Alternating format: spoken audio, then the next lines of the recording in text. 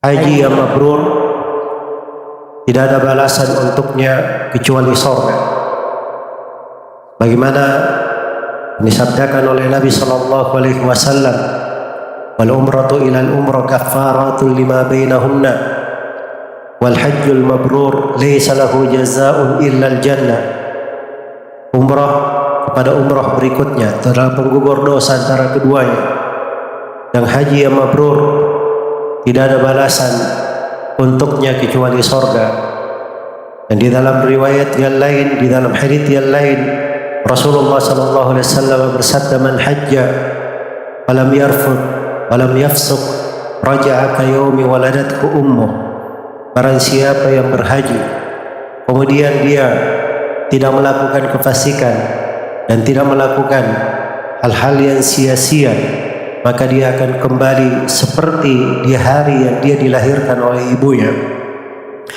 Maka tidak diragukan ibadah haji memiliki keutamaan yang besar, apalagi bagi seorang muslim dan muslimah yang belum menunaikan ibadah haji, belum pernah menunaikan ibadah haji. Ada sebuah kewajiban di atas pundaknya, salah satu dari rukun Islam yang besar, salah satu dari rukun Islam yang agung, itulah menunaikan ibadah haji. Hanya saja tidak semua orang diberi kemudahan untuk hal tersebut, dan tidak setiap orang dimudahkan oleh Allah Subhanahu wa taala lapangan kesempatan di dalam menunaikan ibadah haji itu. Karena itu ibadah haji disyaratkan padanya al-istita'ah, kemampuan. Walillahi 'alan nasi hijjul bait man istata'a ilaihi sabila.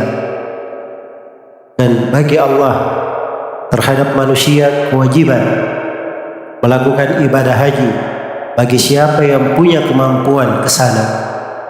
Dia punya kemampuan dari sudut fisiknya, dia punya kemampuan dari sudut hartanya, dia ada kemampuan dari sudut keamanan melakukan perjalanan ke sana. Dan bagi perempuan, dia ada kemampuan, ada mahram yang menemaninya. Karena itulah apabila di suatu kondisi ibadah haji itu tidak bisa ditegakkan karena adanya udzur, maka seorang hamba terbuka untuknya peluang-peluang ibadah yang lain, amalan-amalan ketaatan yang juga bisa menyambungnya, membuatnya mencapai kedudukan orang yang haji dan umrah tersebut. Karena itu di antara amalan yang menyebabkan seseorang itu meraih pahala haji dan umrah, yang pertama adalah niat yang jujur, niat yang sungguh-sungguh. Apabila dia berniat kepada Allah dengan sungguh-sungguh, jika dia diberi kelapangan, diberi kesempatan menunaikan ibadah haji, maka dia akan dapatkan sebagaimana niatnya.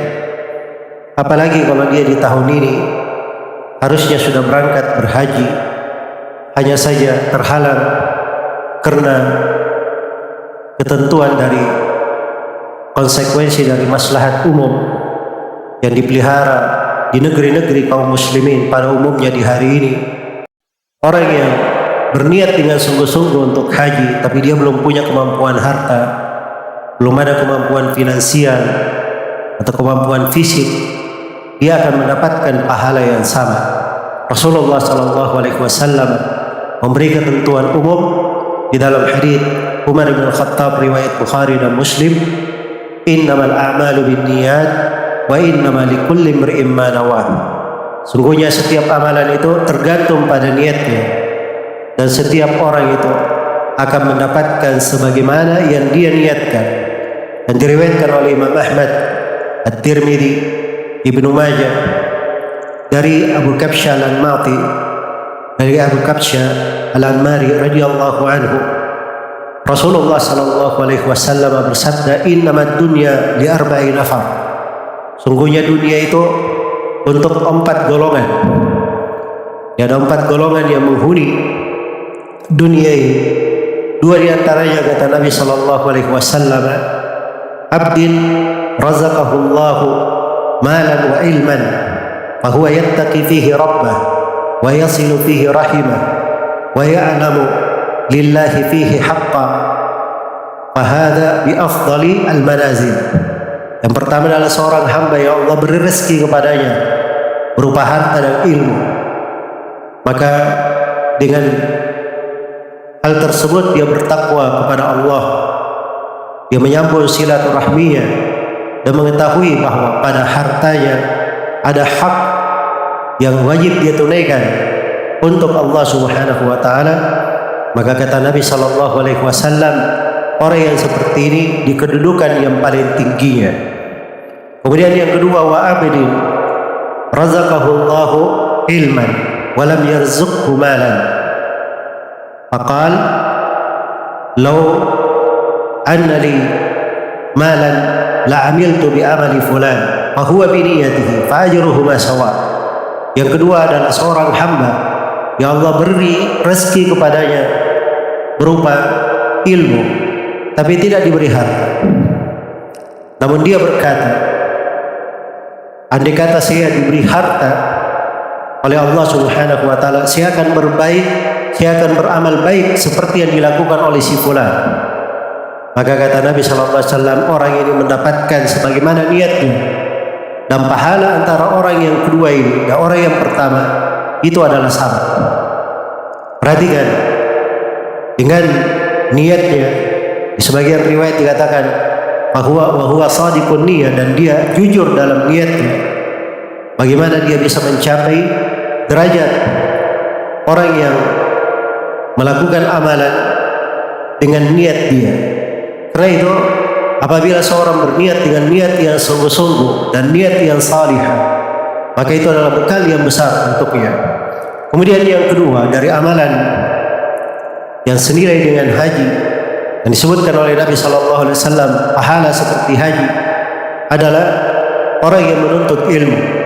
Diriwayatkan oleh Imam At-Tabarani dari Abu Umamah Al-Bahili radhiyallahu taala anhu, Rasulullah sallallahu alaihi wasallam bersabda, man qada ila al-masjid la yuridu illa an yata'allama khairan aw yu'allimahu kana lahu kajri hajjin tamman hijjatuhu. Barang siapa yang pergi ke masjid, dia tidak menginginkan kecuali mempelajari sebuah kebaikan atau mengajarkannya kepada manusia, maka untuknya pahala orang yang berhaji, sempurna haji. Betapa indahnya dari belajar dan menuntut ilmu itu. Orang yang keluar untuk belajar itu diberi pahala seperti pahala orang yang berhaji apabila dia belajar atau dia mengajarkan ilmu itu kepada manusia. Maka ini dari keutamaan besar, jangan diluputkan. Kemudian yang ketiga dari amalan yang disebutkan pahalanya seperti haji, diriwayatkan oleh Imam At-Tirmidzi dari Anas bin Malik radhiyallahu taala anhu, Rasulullah sallallahu alaihi wasallam bersabda, man shallal ghadata fi jama'ah thumma qa'ada yadhkurullaha hatta tatlu'a asy-syams thumma shalla rak'ataini kana lahu kajri hijjatin wa umrah tammah. Barang siapa yang melakukan salat subuh berjamaah, kemudian dia duduk di masjid berzikir kepada Allah sampai matahari terbit, kemudian dia salat 2 rakaat, maka pahalanya dia mendapat pahala seperti haji dan umrah, sempurna. Dan ini dari hadits-hadits yang dikuatkan oleh para ulama dengan berbagai jalurnya. Kemudian yang keempat dari amalan yang disebutkan pahalanya seperti haji adalah hadis yang diriwayatkan oleh Imam Ahmad dan Tabarani dari Abi Umamah Al-Bahili radhiyallahu taala anhu, Rasulullah sallallahu alaihi wasallam bersabda, man masya ila salatin maktubah wa huwa mutatahhir kana lahu ka'ajri al-hajjil muhrim. Barang siapa yang berjalan untuk melakukan sholat wajib, dan dia dalam keadaan bersuci, maka untuknya seperti pahala orang yang sedang haji, sedang ihram di dalam melakukan haji. Wa man masya ila subhatid duha kana lahu ka ajril mu'tamir. Barang siapa yang berjalan untuk melakukan sholat duha, maka dia seperti pahala orang yang berumrah. Maka ini dari keindahan di dalam syariat diberikan bagi orang-orang yang beramal dengan amalan, dia bisa meraih dari pahala orang yang haji. Kemudian yang kelima, diriwayatkan oleh Imam Al-Bukhari dan Imam Muslim dari Abu Hurairah radhiyallahu taala anhu, Rasulullah sallallahu alaihi wasallam pernah didatangi oleh kaum fakir dari sahabat Al-Muhajirin. Kemudian mereka berkata kepada Rasulullah sallallahu alaihi wasallam, "Dhahaba ahlud duthur bid-darajatil ula wan na'imil muqim." Telah pergi orang-orang yang memiliki harta banyak dengan derajat-derajat yang sangat tinggi dan kenikmatan yang kekal abadi dengan kenikmatan surga. Maka Nabi sallallahu alaihi wasallam bertanya kepada mereka, "Wa madza? Ada apa?" Kata kaum fakir dari Muhajirin ini, yang mereka berhijrah meninggalkan keluarganya, harta bendanya di Mekah, datang ke Madinah tidak membawa apa-apa, orang-orang fakir. Maka mereka berkata, "Ya Rasulullah, yusalluna kama nusalli wa yasumuna kama nasumu wa yatasaddaquna wa la natasaddaq wa yu'tikuna wa la nu'tik." Ya Rasulullah, mereka itu salat sebagaimana kita juga salat. Orang-orang yang punya harta berpuasa sebagaimana kita juga berpuasa. Tetapi orang-orang yang punya harta bisa bersedekah, sedangkan kita tidak bisa bersedekah. Mereka bisa membebaskan budak-budak dengan hartanya, tapi kita tidak mampu untuk membebaskan budak-budak. Di riwayat Al-Bukhari, walahum fadlun min amwalihim yahujjuna biha wa ya'tamiruna wa yujahiduna wa yatasaddaquna.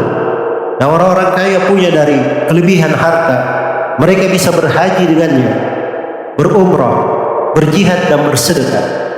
Maka kata Nabi sallallahu alaihi wasallam, "Afala u'allimukum syai'an tudrikuna bihi man sabaqakum wa tusbiquna bihi man ba'dakum wa la yakunu ahadun minkum wa la yakunu ahadun afdala minkum illa man sana'a bimithli ma sana'tum."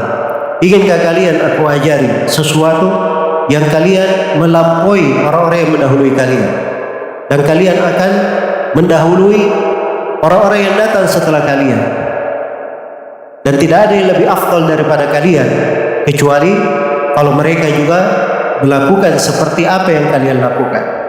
Maka Nabi sallallahu alaihi wasallam mengajarkan kepada mereka, "Tusabbihuna wa tukabbiruna wa tahmaduna dubura kulli salatin 33 marrah." Itu kalian bertasbih, bertakbir, bertahmid, itu membaca subhanallah walhamdulillah wallahu subhanallah wallahu akbar walhamdulillah, boleh berurutan, boleh terbalik, sebanyak 33 kali di belakang setiap salat wajib. Maka ini derajat yang tinggi, hanya saja amalan kadang kita lalaikan. Karena itu kehidupan ini Allah Subhanahu wa taala jadikan banyak kelapangan dan keluasan di dalamnya, dan pintu-pintu ibadah bertebaran. Hanya saja perlu seseorang mempelajari dari agamanya, memahami dari keutamaan-keutamaan yang disiapkan di dalam agama ini, dengan jadi meraih ketaatan dan kedudukan yang kadang pada setiap ujian dan cobaan Allah Subhanahu wa taala menyelipkan di dalamnya pahala-pahala yang besar, beraneka ragam ketaatan dan amalan salih. Karena itu pada pokok-pokok ujian dan cobaan itu ada yang namanya keimanan, ada yang namanya tauhid, yang merupakan ruh dari kehidupan seorang hamba. Itu akan menyambungnya kepada derajat yang tinggi, akan menyambungnya kepada surga Allah Subhanahu wa taala. Apabila dia tidak bisa melakukan sesuatu, namun dia bersabar, maka kesabaran itu pahala yang tidak ada batasnya, derajat yang tidak ada ujungnya. Dan apabila dia ridha terhadap ketentuan dan apa yang Allah Subhanahu wa taala bagikan untuknya, maka dia berada di atas derajat yang tinggi. Sebagaimana kalau dia selalu berbaik sangka kepada Allah Subhanahu wa taala, berharap yang baik, dia jaga lisannya, tidak berbicara dengan ucapan yang buruk, apalagi gemar di dalam menyalahkan, gemar di dalam mencaci maki, atau gemar di dalam mencari kambing hitam. Maka itu bukan sifat seorang muslim yang dikatakan oleh Rasulullah sallallahu alaihi wasallam, al-muslimu man salima al-muslimuna min lisanihi wa yadihi. Seorang muslim itu adalah siapa yang kaum muslimin selamat dari gangguan lisan dan tangannya. Maka perhatikan dari makna-makna yang agung ini. Selalu dijadikan kehidupan itu penuh dengan ketaatan, dan di kondisi apapun seorang hamba bisa mencapai derajat yang tinggi. Itulah yang dicari di dalam kehidupan. Semoga Allah Subhanahu wa taala memberikan kepada kita semua istiqamah dan memudahkan jalan kita semua untuk meraih husnul khatimah dan meraih surga Allah Subhanahu wa taala kelak di kemudian hari.